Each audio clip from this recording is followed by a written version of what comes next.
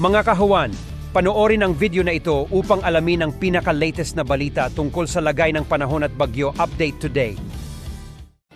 Ating latest satellite images, makikita po natin patuloy pa rin yung pag-iral ng easterlies. Ito yung hangin nagmumula sa karagatang Pasipiko na magdadala pa rin ng medyo mainit na panahon sa malaking bahagi nating bansa.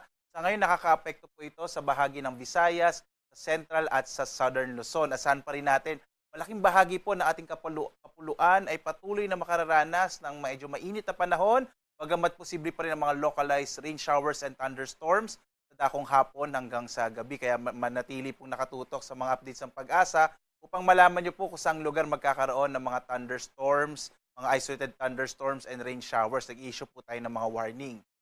Samantala naman, yung minomonitor po natin na low pressure area ay naging isang bagyo na kaninang alas 2 ng madaling araw. Ang huling lokasyon po nitong tropical cyclone na nasa labas pa ng PAR or ng Philippine Area of Responsibility na nasa mahigit 2,000 kilometro silangan ng Eastern Visayas. Ang lakas po nito ay nasa 55 kilometers per hour, yung hangin po nito malapit sa gitna, habang yung pagbugso ay nasa 70 kilometers per hour. Kumikilos pakanluran sa bilis naman na 15 kilometers per hour. Wala pa pong epekto sa ating bansa itong bagyo, pero inaasahan po natin na ito ipapasok sa loob ng Philippine Area of Responsibility posible po by tomorrow late night or sa madaling araw po ng linggo. At kayong posible po maging track nito ay kikilos hilagang kanluran at posible rin po na maliit pa sa ngayon ang posibilidad na tumama sa kalupaan ng ating bansa. Kaya tumutok po sa mga update ng Pag-asa para dito sa binabantay natin na bagyo na maaaring pumasok ng PAR.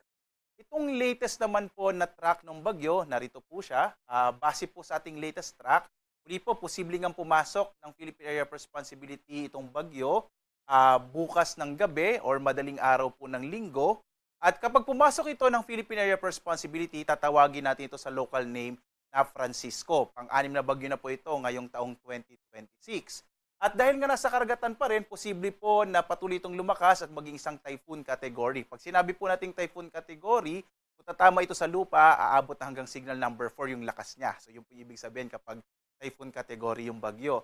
Kasi naman sa ating track, makikita nyo po itong ating cone of confidence, ay posible po kung lalapit pa yung bagyo, maaring maapektuhan nito, yung mga kaulapan or yung mga hangin nito, yung bahagi ng extreme northern Luzon. So sa ngayon, hindi inaalis yung posibilidad, bagamat maliit nga yung chance po na tumama ito sa lupa, maaari pa rin tayo magtaas ng tropical cyclone wind signal sa may bahagi po ng extreme northern Luzon or ng northern Luzon kapag dumikit po itong bagyo dito sa sa hilagang bahagi ng ating bansa. But again, malayo pa po kasi yung bagyo, kaya posible pa rin magbago itong track na ating nakikita sa ngayon. Kaya patuloy pong tumutok sa update ng sa lagay naman ng ating karagatan, wala po tayong nakataas na gale warning sa anumang bahagi ng ating bansa. Banayad hanggang sa katamtaman ang magiging pag-alon ng karagatan.